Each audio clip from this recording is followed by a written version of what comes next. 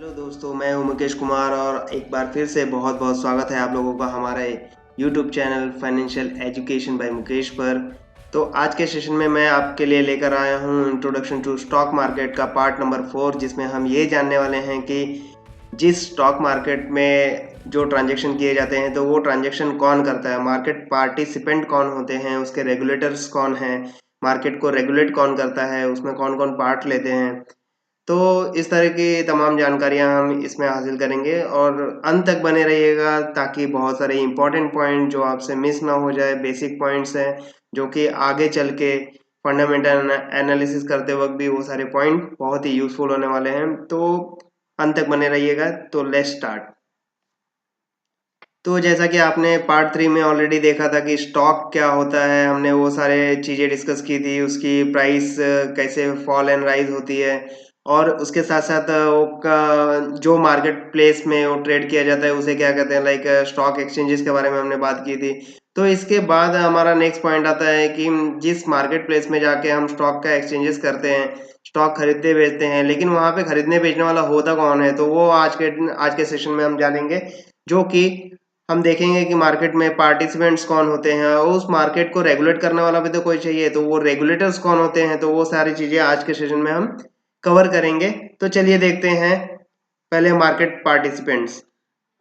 तो market participants का definition क्या होता है, पहले वो समझ लेते हैं।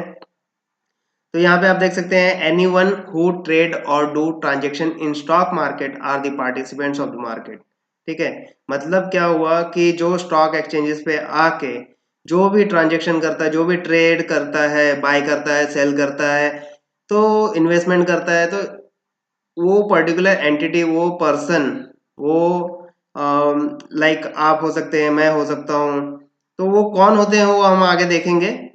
फिलहाल जो भी लोग स्टॉक ट्रेड करते हैं या ट्रांजैक्शन करते हैं स्टॉक मार्केट में आके, उन्हें स्टॉक मार्केट के पार्टिसिपेंट कहा जाता है।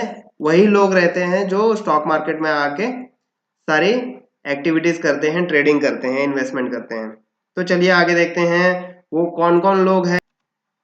यहाँ आप देख सकते हैं कि रिटेल इन्वेस्टर। रिटेल इन्वेस्टर क्या होता है, लाइक आपकी तरह लोग, मेरी तरह लोग। तो ये जो इंडिविजुअल पर्सनालिटीज हैं, आप, मैं और तमाम जो इंडिविजुअल पब्लिक जो ट्रेड करती है, तो उन्हें रिटेल इन्वेस्टर के टर्म से डिफाइन किया जाता है। तो इसके आगे हम देखते हैं कि नेक्स्ट क्या होता है, एनआरआई। एनआरआई मतलब नॉन रेसिडेंशियल ऑफ इंडिया। ठीक है, जो इंडिया ओरिजिन के हैं बट इंडिया में नहीं रहते, फॉरेन में रहते हैं, तो वो लोग वहां से भी ट्रेड करते हैं, इन्वेस्टमेंट करते हैं स्टॉक मार्केट में, इंडियन स्टॉक मार्केट में। तो एक ये हो गए। और नेक्स्ट हम देखते हैं कि फॉरेन इंस्टीट्यूशनल इन्वेस्टर्स। ठीक है, तो इसके बाद जो है ये एसेट मैनेजमेंट कंपनीज है। तो ये सारे जो है retail investor, NRIs, foreign institutional investors and asset management company, तो ये तमाम जो पार्टिसिपेंट हैं वो मार्केट में आके स्टॉक के एक्सचेंजेस करते हैं, स्टॉक सेल एंड बाय करते हैं। स्टॉक मार्केट में जो ये सारे ट्रांजेक्शन्स होते हैं, सेलिंग बाइंग का, सेलिंग का, तो इस तरह के जो ट्रांजेक्शन्स होते हैं वो इन लोगों के बीच में ही होते हैं। ठीक है, या तो रिटेल इन्वेस्टर होगा वो बाय कर रहा होगा, या तो फॉरेन इंस्टीट्यूशनल इन्वेस्टर्स हो गए वो सेल कर रहे होंगे। तो यही लोग आपस में सेल एंड बाय करते हैं। तो इस तरह से मार्केट में एज पर डिमांड और सप्लाई, जब स्टॉक के प्राइसेस बढ़ते हैं या कम होते हैं, तो वहाँ पे बाइंग सेलिंग उसके अकॉर्डिंग होता है। तो वो डिटेल में हम फंडामेंटल एनालिसिस में जानेंगे। फिलहाल तो हम ये जानते हैं कि मार्केट में पार्टिसिपेंट जो होते हैं ये सारे तरह के हो सकते हैं। रिटेल इन्वेस्टर, एनआरआईज हो सकते हैं, फॉरेन इंस्टीट्यूशनल इन्वेस्टर्स हो सकते हैं, और asset management company like SIP mutual fund company जो होती है, उस तरह के लोग हो सकते हैं। तो आगे हम देखते हैं कि इंडियन स्टॉक मार्केट में जो रेगुलेटर्स होते हैं, ऑफ कोर्स एक मार्केट प्लेस है जहां पे स्टॉक को खरीदा बेचा जा रहा है, वहां पे पार्टिसिपेंट भी हमने देख लिया कि पार्टिसिपेंट कौन है, कौन खरीद रहा है, बेच रहा है। लेकिन ये सब खरीदते बेचते वक्त एक एथिक्स होता है, वो फॉलो हो करना होता है। तो वो सारी चीजें मतलब फेयरनेस होना चाहिए, सब कुछ, मतलब कहीं पे कुछ मैनिपुलेशन नहीं होना चाहिए। तो ये सारी चीजें रेगुलेट कौन करता होगा, मतलब हर एक चीज पे कंट्रोल कौन रखता होगा? तो of course Indian stock market में जो रेगुलेटर है वो है SEBI. SEBI means security and Exchange Board of India. ठीक है, securities and Exchange Board of India को शॉर्ट फॉर्म में आप देखोगे तो उसको सेबी कहते हैं। तो सेबी जो है वो इंडियन स्टॉक मार्केट का रेगुलेटर है। वो अब क्या क्या काम करता है, इसके जो काम है ये क्या करता है, ठीक है, वो सारी चीजें हम आगे डिस्कस करेंगे। तो चलिए देखते हैं व्हाट सेबी डू। ठीक है, सेबी एक्चुअल में करता क्या है? तो इसमें आप देख सकते हैं कि सेबी का तो फुल फॉर्म पहले security exchange Board of India जो हमने देखा है। ठीक है, तो प्राइमरी क्या होता है कि जो स्टॉक मार्केट है तो इसमें वन एंड ओनली एक जो रेगुलेटर है वो है सेबी। ठीक है, यही सिक्योरिटी मार्केट के ऊपर अपनी कड़ी नजर रखता है ताकि कुछ भी गड़बड़ ना हो पाए। ठीक है, और इसका जो प्राइमरी फंक्शन होता है, जो इन्वेस्टर्स हैं जो मार्केट में आके ट्रेड कर रहे हैं, तो उनके जो इंटरेस्ट हैं, उनके जो कैपिटल हैं, इनके जो प्रिंसिपल अमाउंट्स हैं, उसमें कुछ मैनिपुलेशन ना हो और वो पूरी तरह से प्रोटेक्टेड रहे या किसी भी तरह का हिडन एक्टिविटी ना हो, वो सारी चीजों के ऊपर से भी कड़ी नजर रखता है। इसके साथ ही हम देखते हैं कि और भी कुछ जो उसके रिस्पॉन्सिबिलिटी है। ठीक है, तो वो सारी चीजें हम देखेंगे। तो यहाँ आप देख सकते हैं कि जैसे सिक्योरिटीज मार्केट में जो इंटरमीडियरीज होते हैं लाइक ब्रोकर्स हैं, म्यूचुअल म्यूचुअल फंड्स हैं, तो इन सारे लोगों के बीच में रिटेल इन्वेस्टर्स हैं, उन लोगों के बीच में जो है ना ट्रांसपेरेंसी, फेयरनेस और इंटीग्रिटी का काम करता है। उन लोगों को एक दूसरे से जो मतलब उन लोगों को एक दूसरे से ट्रेडिंग करते वक्त या कोई भी जो ट्रेडिंग एक्टिविटीज है वो सब होते वक्त वो पूरी तरह से ट्रांसपेरेंसी बढ़ती जा रही है कि नहीं, उसमें कोई मैनिपुलेशन हो रहा है, अगर हो रहा है तो वो वहां पे एक्ट करता है, वहां पे एक्शन लेता है। ठीक है, उसके साथ ही नेक्स्ट जो रिस्पॉन्सिबिलिटी है इनकी, वो आप देख सकते हैं कि जब भी कोई आईपीओ लॉन्च होता है, ठीक है, आईपीओ लॉन्च होता है तो उसका अप्रूवल और उसका मॉनिटर ये सेबी ही करता है। ठीक है, उसके बाद वो पब्लिक मार्केट में इश्यू होता है। तो आप देख सकते हैं इसके साथ ही नेक्स्ट पॉइंट जो है इनसाइडर ट्रेडिंग और मार्केट मैनिपुलेशन को मेंटेन करता है फेयर एंड ट्रांसपेरेंट। ठीक है, पूरे मार्केट में जो इनसाइड ट्रेडिंग हो रही है, कंपनी के अंदर ट्रेडिंग हो रही है या फिर before open the market trading हो रही है या कोई मार्केट मैनिपुलेशन हो रहा है, तो वो सारे चीजों को ना मेंटेन करता है कि वो फेयर रहे और ट्रांसपेरेंट रहे।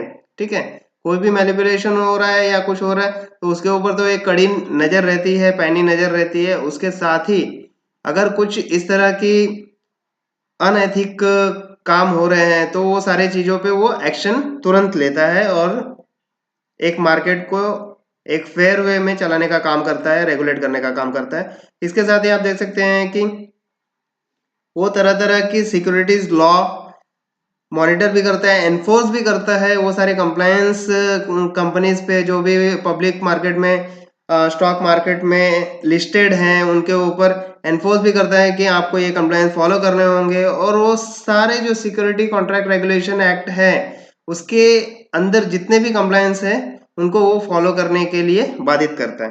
तो ये सारी चीजें आप देख सकते हैं कि सेबी का जो एक क्रिटिकल रोल होता है।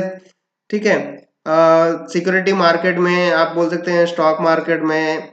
तो अब ये शेयर मार्केट में जो सेबी का एक क्रिटिकल रोल होता है वो एक स्टेबिलिटी और कंटिन्यूअस ग्रोथ बनाए रखने के लिए एक एथिकल वे में सारी चीजें पॉसिबल हो पाए, तो ये सारी चीजें सेबी करता है। ठीक है, तो आपने देखा कि मार्केट पार्टिसिपेंट्स कौन है। ठीक है, retail investor, NRI, foreign institutional investors, asset management companies, तो those are major market participant. After that we come to know कि अभी शेयर मार्केट है, उस मार्केट में कुछ ट्रांजेक्शन्स हो रहे हैं। ठीक है, लोग आ रहे हैं, सेलिंग कर रहे हैं, बाय कर रहे हैं, तो उसमें ट्रांसपेरेंसी, फेयरनेस बढ़ती जाए उसके लिए रेगुलेटर होना चाहिए। तो वो रेगुलेटर आपने देखा Securities and Exchange Board of India which is known as SEBI. ठीक है, सेबी जो मार्केट रेगुलेट करता है, सेबी के क्या क्या काम है वो सारे आपने देखे। तो इसके साथ ही हम यहाँ पे आज के सेशन में यही सीखे, मार्केट पार्टिसिपेंट, मार्केट रेगुलेटर। ठीक है, तो ये सारी चीज़ें आपको वेल नोन होनी चाहिए, सो दैट आगे हम जब भी फंडामेंटल एनालिसिस में या किसी न्यूज़ पे बात करेंगे तो ये सारी चीज़ें आपको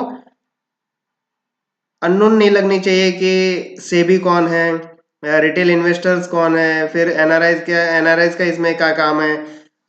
इस तरह की चीज़ें, एसेट मैनेजमेंट कंपनी का इससे क्या लेना-देना है, या फिर फॉरेन इंस्टीट्यूशनल इन्वेस्टर्स का क्या लेना-देना है, तो वो सारी चीज़ें आपको ठीक से समझ में आए कि उन लोगों के बारे में क्यों बात किया जा रहा है।